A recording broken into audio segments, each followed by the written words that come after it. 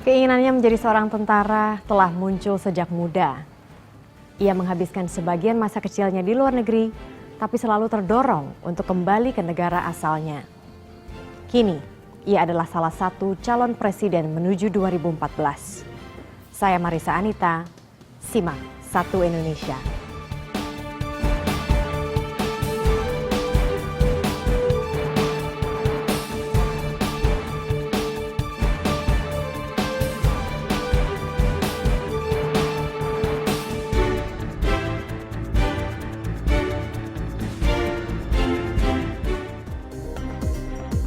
Satu Indonesia kali ini kita mulai dari sebuah kawasan perbukitan Hambalang di Kabupaten Bogor, di Jawa Barat. Ini adalah lokasi atau kediaman Capres Gerindra 2014 Prabowo Subianto. Nah, ini rumah Anda kan besar sekali, Pak, 24 hektar, dan Anda sendiri di sini. Mengapa memilih rumah di perbukitan, Pak? Ini saya jadikan padepokan, di mana saya melaksanakan beberapa kegiatan, antara lain peternakan, beberapa uji coba pertanian, dan kursus-kursus pendidikan dan latihan untuk anak-anak muda, juga kader-kader petani, kader-kader dari partai saya, kita didik di sini dan kita sebarkan ke seluruh Indonesia. Jadi sebetulnya itu intinya, tapi lebih bermaksud sebagai semacam padepokan lah. Waktu saya mau pensiun, saya mau katakanlah dalam filosofi kesatria ya, di Jawa itu lengser ke Prabon, madeg pandito. Jadi kita sesudah mengabdi, kita naik gunung, dan di situ kita menulis pengalaman-pengalaman kita untuk disebarkan, mendidik generasi baru. Dan rencana saya nantinya adalah ini mau saya jadikan kampus sekolah unggulan. Oh, ya, maksudnya? Itu rencana saya suatu saat. Mudah-mudahan ya tahun depan bisa terwujud. Sekolah unggulan maksudnya untuk apakah universitas atau bagaimana, Pak? Sekolah unggulan untuk tingkat SMP, SMA, di mana anak-anak yang berbakat dari seluruh Indonesia bisa dididik dalam sekolah berasrama. Ya, kayak seperti konsep Taruna Nusantara lah di Magelang gitu.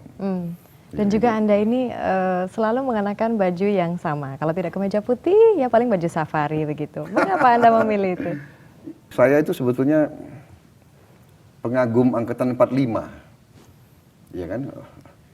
Saya merasakan angkatan 45, saya lahir, keluarga saya dari angkatan 45, jadi suasana bapak-bapak, ibu-ibu pendiri bangsa kita sangat kental di saya.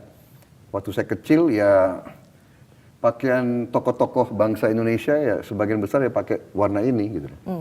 Jadi saya mungkin itu melekat gitu. Sampai sekarang Iya. akhirnya. Dan kalau Anda lihat ya sebetulnya di mana-mana ya ini warna lapangan begitu. Sebagai Ketua Dewan Pembina Partai Gerindra dan bakal calon presiden 2014, Prabowo Subianto tak punya banyak waktu luang. Pemilu legislatif akan digelar 2 bulan lagi. Sementara pemilu presiden cuma berjarak sekitar 5 bulan dari sekarang. Namun Prabowo nyaris selalu punya waktu untuk berinteraksi di dunia maya. Salah satunya lewat akun Twitter. Di sini Prabowo menyapa, berdiskusi, dan bertanya. Following akun ini sekitar 2.000. Beberapa figur publik tercatat sebagai followingnya. Di antaranya, akun mantan Wakil Presiden Yusuf Kala, pelatih sepak bola Indra Syafri, Indonesia Corruption Watch, Presiden Susilo Bambang Yudhoyono, Ibu Negara Amerika Serikat Michelle Obama, dan Ketua Umum Partai Nasdem Surya Paloh. Follower Prabowo hingga 7 Februari 2014 mencapai 573.000 orang. Kepada mereka, Prabowo sudah lebih dari 7.200 kali nge-tweet. Di akun ini, Prabowo pernah menanggapi pertanyaan soal ibu negara yang akan mendampinginya jika ia jadi presiden. Lewat akun yang sama, Prabowo mengakui bahwa dahulu ia adalah penganut paham ekonomi neoliberal alias neolib. Prabowo sesekali juga bergurau di Twitter. Misalnya, ia menanggapi posting yang membandingkan fotonya saat muda dengan Ahmad Al-Ghazali, anak musisi Dani Ahmad. Foto-fotonya saat makan siang dengan Wakil Gubernur DKI Jakarta Basuki Cahayapurnama pada 1 Februari lalu juga ia tweet. Makan siang ini berlangsung di pendopo kediaman Prabowo di Bukit Hambalang, Bogor. Di tempat yang sama, Prabowo juga menerima wawancara net untuk program Satu Indonesia. Kalau kita melihat rumah Anda ini kan rumah ini begitu spesial karena ada unsur Indonesianya dan juga ada unsur Baratnya. Dan ini adalah salah satu dari hasil usaha Anda yang begitu sukses. Nah, dari seluruh usaha Anda, ada kelapa sawit, kemudian kertas, batu bara, dan sebagainya.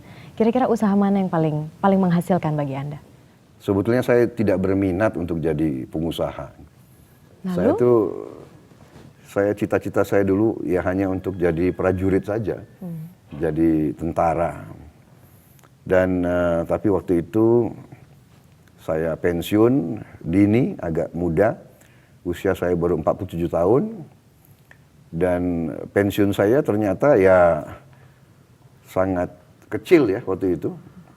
Pensiun Letnan Jenderal waktu itu kurang lebih 900.000 rupiah. Saat itu? Sekarang sudah naik kurang lebih 3,7 juta rupiah. Jadi ya terpaksa kita harus kerja lagi, harus jadi pedagang, harus jadi pengusaha. Dan alhamdulillah ya diberi kebaikan oleh Tuhan Yang Maha Kuasa dan ya beginilah ya. Apa kunci sukses bisnis Anda? Ketabahan, ketekunan, semangat, tidak mengenal menyerah, hampir sama ya. Saya lihat bisnis sama kemiliteran, keprajuritan itu sama. Semangatnya sama. Dalam hal semangat? Dalam hal usaha, jeripayah, ketekunan, ketabahan,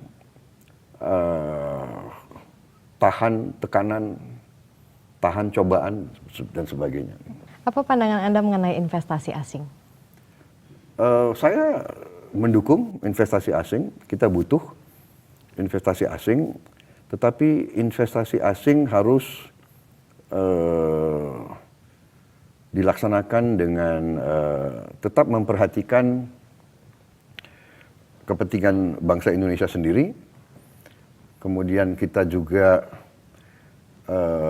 harus jeli bahwa dia benar-benar investasi asing, dia benar-benar bawa uang ke sini, ya kan? Dia mau berusaha di sini silahkan, tapi satu, dia tidak boleh merusak lingkungan kita, ya kan? Kedua, dia tidak boleh mematikan pengusaha-pengusaha lokal ataupun kepentingan rakyat kecil. Ketiga, dia harus menghormati budaya kita. Kalau itu, saya sangat mendukung investasi asing. Saya kalau diberi mandat, ya saya mengerti bagaimana melaksanakannya. Saya mengerti bagaimana mengimplementasikan suatu operasi dari tidak ada menjadi ada. Dan dari sebegitu banyak usaha Anda, adakah yang diwariskan oleh orang tua, Pak? Kebetulan tidak ada karena saya kan masuk tentara ya. Tapi saya memang ya terus terang aja bersyukur, saya juga banyak dibantu adik saya. Adik saya itu Pak Hashim? Pak Hashim, ya dia sudah lebih dulu dari saya berusaha dan saya belajar dari dia. Dia juga mendukung saya secara luar biasa.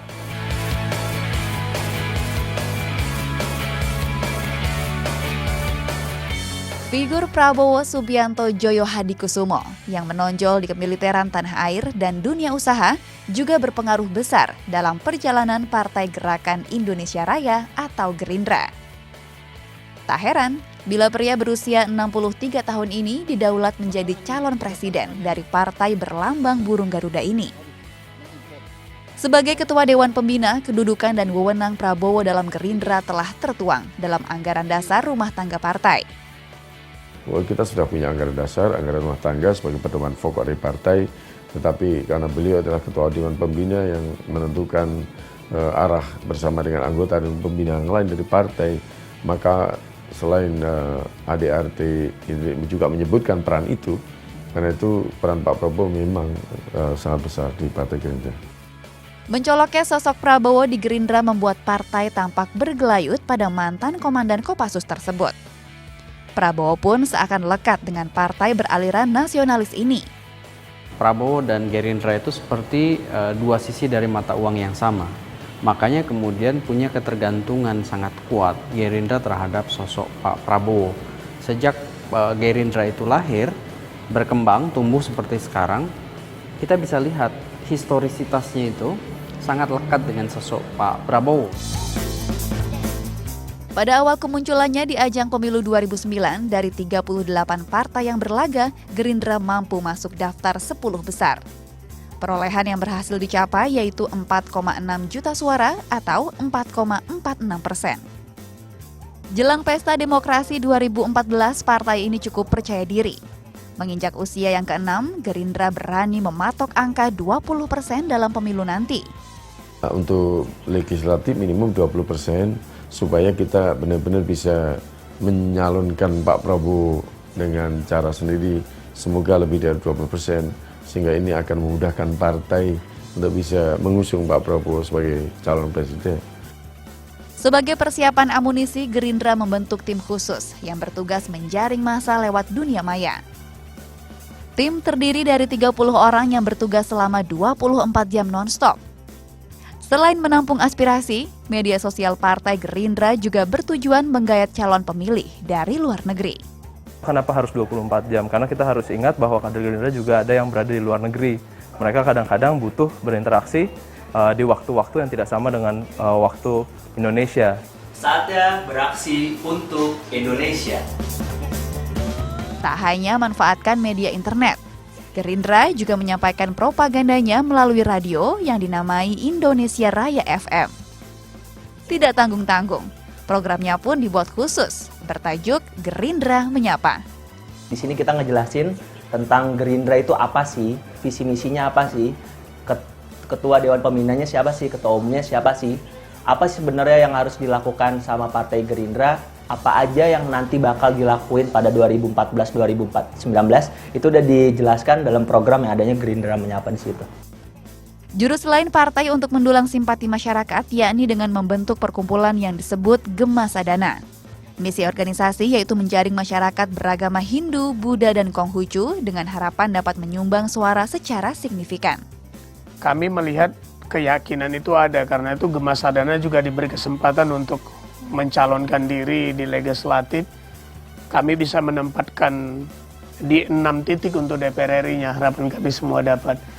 Bahkan kami komit untuk memberikan minimal 1 juta sampai 1.500.000 suara ke Partai Gerindra di tahapan ini. Berbagai upaya ditempuh Gerindra guna memuluskan jalan Prabowo menuju kursi RI 1. Tren perolehan suara partai pun diprediksi naik jika dibandingkan pemilu sebelumnya. Selain kondisi partai yang lebih kukuh, keyakinan peningkatan suara juga didukung rontoknya Partai Demokrat dan tentunya daya tarik sang ikon Prabowo Subianto.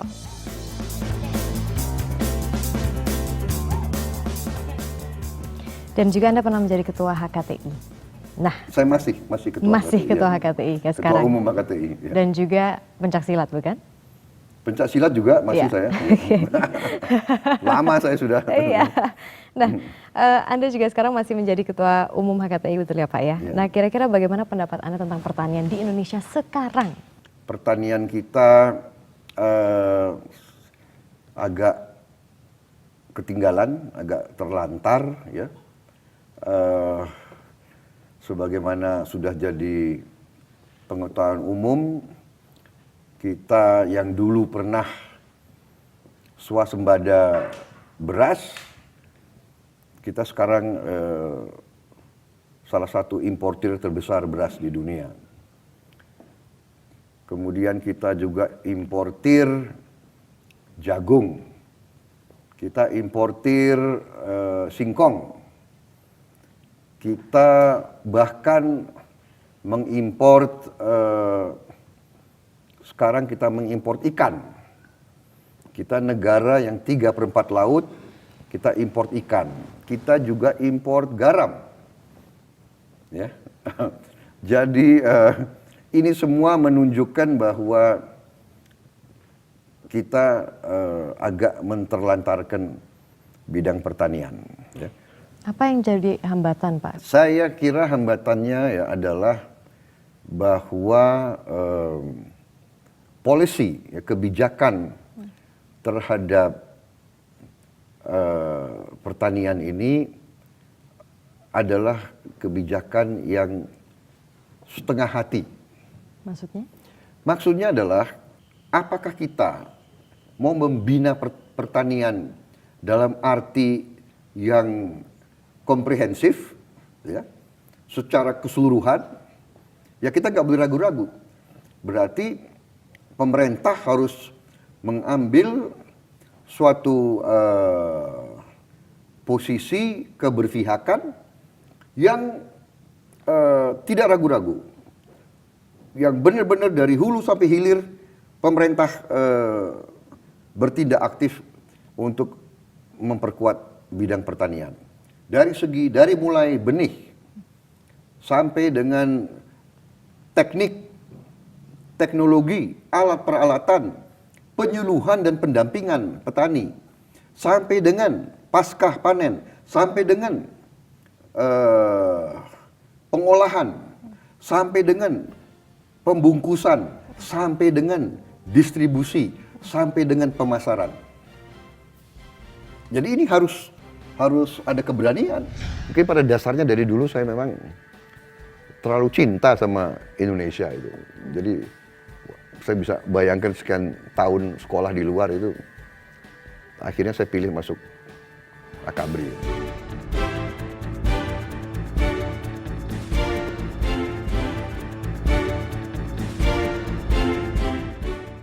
Apa pengalaman masa kecil Anda yang membuat Anda menjadi sosok Anda sekarang? Kan saya lahir tahun 51 ya. Suasana negara baru. Dan keluarga saya keluarga pejuang. Ya. Kakek saya, nenek saya ikut berpihak kepada Republik Indonesia. Paman saya ada yang gugur, 2 gugur di hari yang sama. Pak Subianto dan Pak. Iya, dalam perang kemerdekaan. Bapak saya juga pejuang. Saya ingat kalau saya datang ke rumah kakek saya itu selalu saya dibawa ke kamar paman saya, Pak Subianto dan Pak Suyono. Dan di kamar itu perlengkapan militernya masih dipertahankan. Ranselnya, seragamnya, helmnya, sepatu militernya masih seolah-olah dia masih di situ. Jadi selalu saya dibawa dan dikasih lihat, ini kamar pamanmu. Paman saya itu punya tenda militer. Itu tiap kali saya datang ke rumahnya, tendanya dipasang. Saya supaya main di tenda itu. Jadi sampai sekarang saya paling senang tinggal di tenda itu. Pola pendidikan yang diterapkan di rumah itu seperti apa? Bapak saya ini sebetulnya seorang yang disiplin, tapi dia berusaha mendidik kami ini untuk punya pendapat. Jadi selalu di meja makan kita dididik supaya menyampaikan pendapat secara bergiliran. Oh iya? Iya.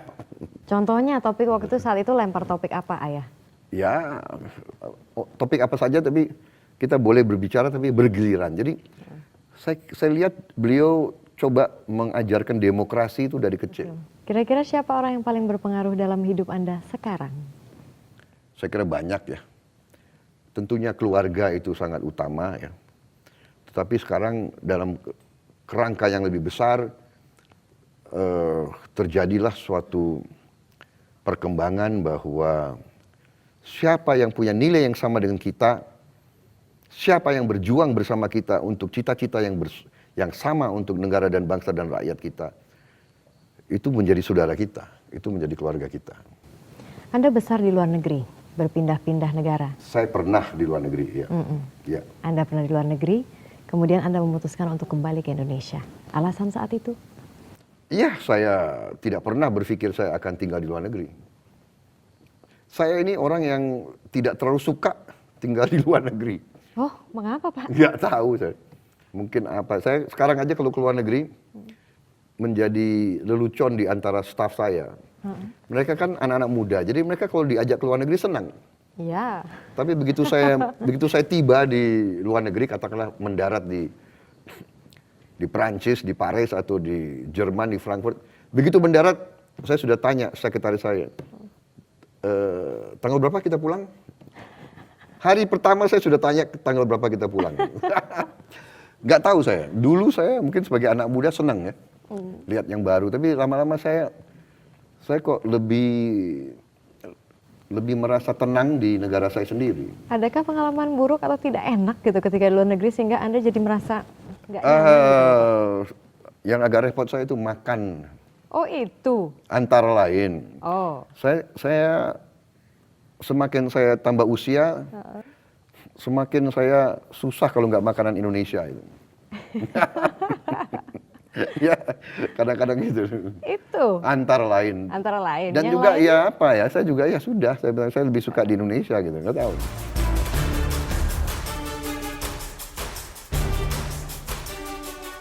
Gerakan reformasi tahun 1998 masih menyimpan misteri besar terkait desas-desus penculikan oleh sejumlah aktivis pro-demokrasi.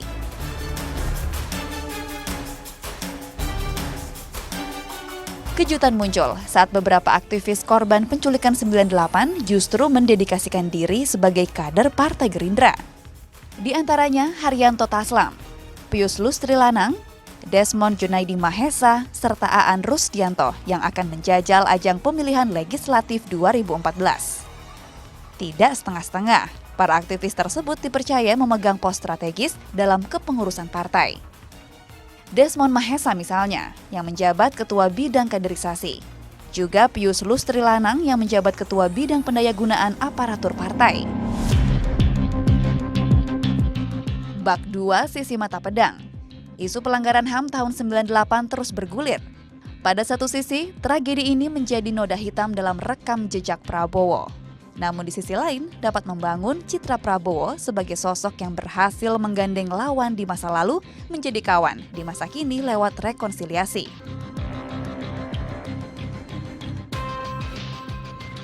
Ketika Anda masuk Akademi Militer di tahun 70 itu, Anda sebenarnya sudah diterima di Universitas Colorado Amerika Serikat. Kemudian Anda malah pulang dan masuk Akademi Militer. Alasannya Pak? Sepertinya memang kakek saya waktu itu Pak Margono seolah memandang saya atau berharap bahwa suatu saat saya bisa mengganti putranya yang gugur gitu. Mungkin di bawah sadar bahwa saya harus meneruskan perjuangannya Pak Subianto dan Pak Suyono. Lagi pula memang saya senang jadi tentara waktu itu. Jadi saya pikir waduh ini untuk belajar di luar negeri lagi ya itu. Mungkin pada dasarnya dari dulu saya memang terlalu cinta sama Indonesia itu. Jadi saya bisa bayangkan sekian tahun sekolah di luar itu. Akhirnya saya pilih masuk Akabri. Dan juga kalau tidak salah ini Pak, ketika Anda kecil, Anda pernah mengatakan, oke, saya suatu hari akan berkuasa. Betul Pak? Nggak tahu intel Anda dari mana itu. Anak buah Anda begitu ya. Ketika Tanya kita aja mereka. tanya, Sekarang berani kan, gitu Pak. oh sekarang udah pensiun. Masa sih Pak kalau misalnya di militer itu kan Sekarang sangat sudah ini loh, Pak. pensiun, sekarang nggak ada hak apa-apa. Tanya aja, cek sama mereka.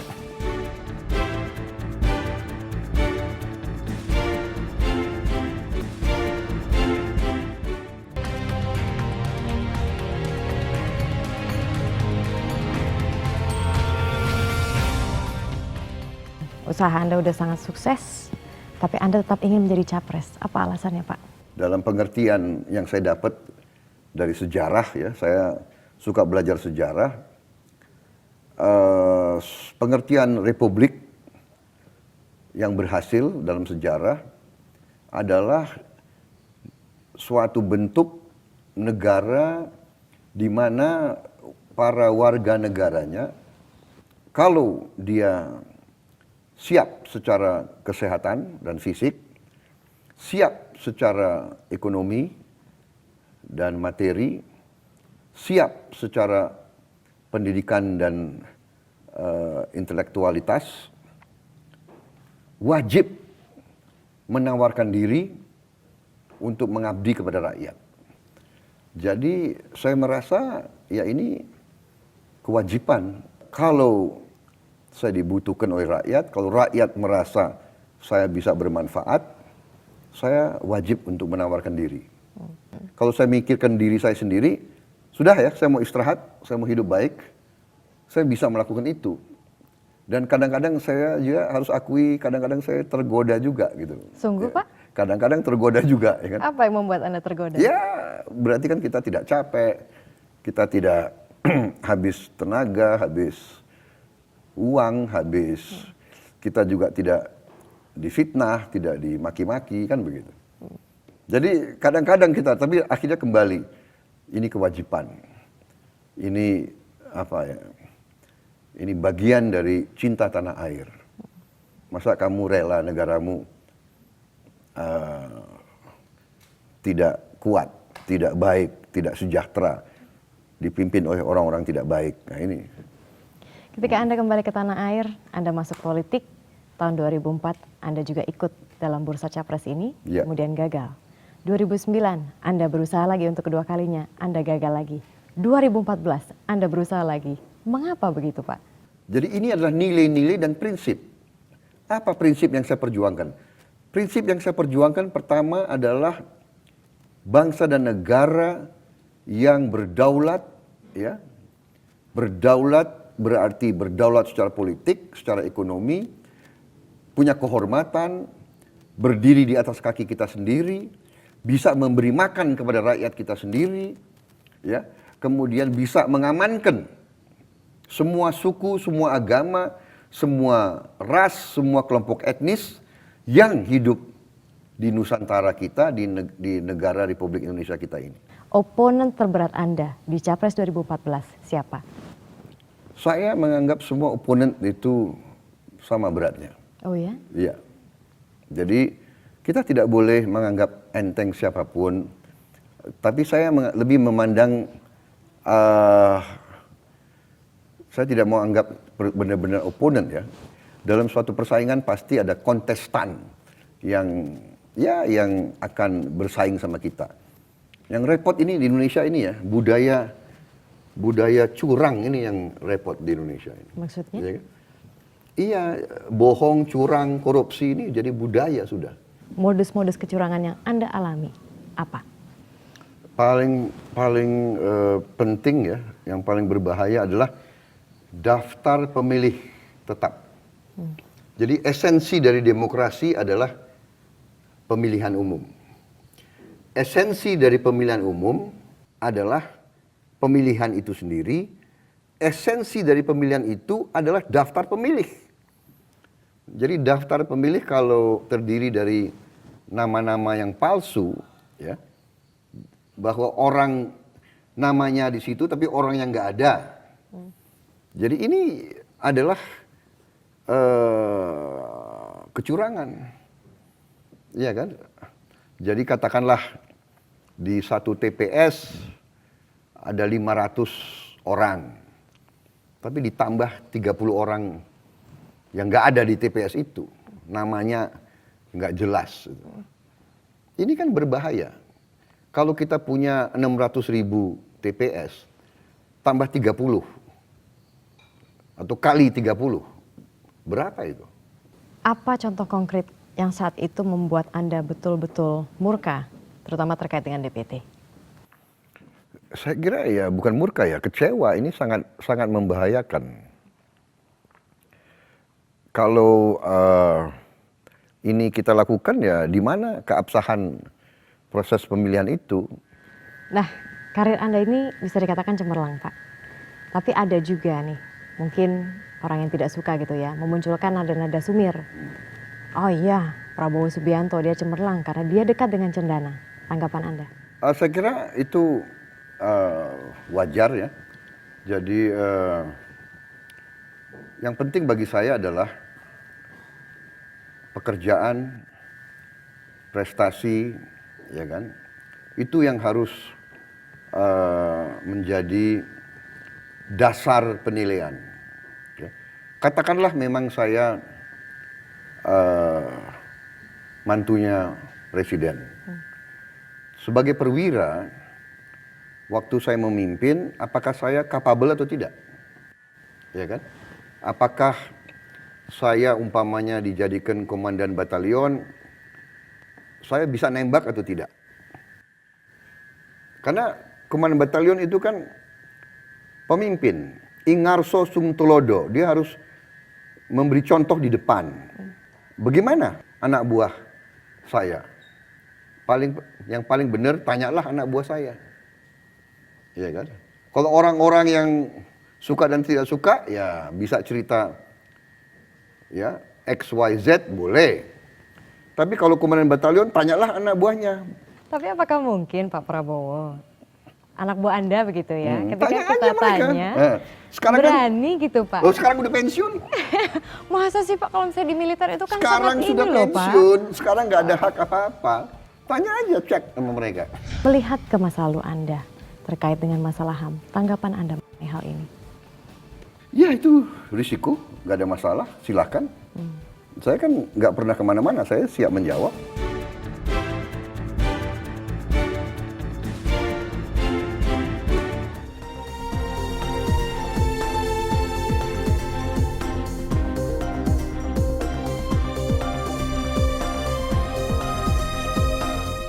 Kayaknya orangnya tegas ya. Takut dia berwibawa ya. Disiplin satu. Yang kedua, jiwa kepemimpinannya ada. Orangnya tegas, galak, dan cenderung otoriter seperti Soeharto.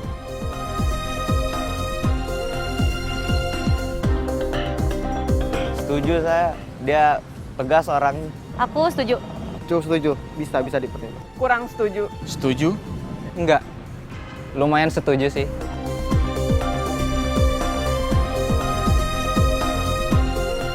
Dia buat peraturan-peraturannya tuh buat lebih tegas dari yang sebelum-sebelumnya. Dia bakal membawa perubahan yang lebih baik ya ke Indonesia itu.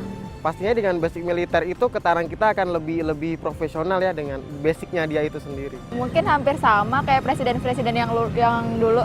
Dia pasti mimpin Indonesia dengan jiwa kepemiliterannya dia, dan Indonesia mudah-mudahan akan lebih baik lagi. Akan seperti kembali ke Soeharto gitu, seperti ke zaman Orde Baru di mana penguasa itu menjadi otoriter dan kita cenderung terkungkung oleh kekuasaan yang ada di zaman itu sendiri gitu. Belum tahu sih program-programnya kayak gimana, belum tahu, jadi gebrakan-gebrakannya juga belum kelihatan di daerah. Apa tanggapan Anda mengenai putusan MK kemarin yang mengabulkan uji materi Effendi Ghazali terkait dengan pasal-pasal di Undang-Undang Pilpres dan Pileg, Pak? Saya ketemu dengan Profesor O.C. Kaligis, saya ketemu dengan beberapa ahli hukum lainnya.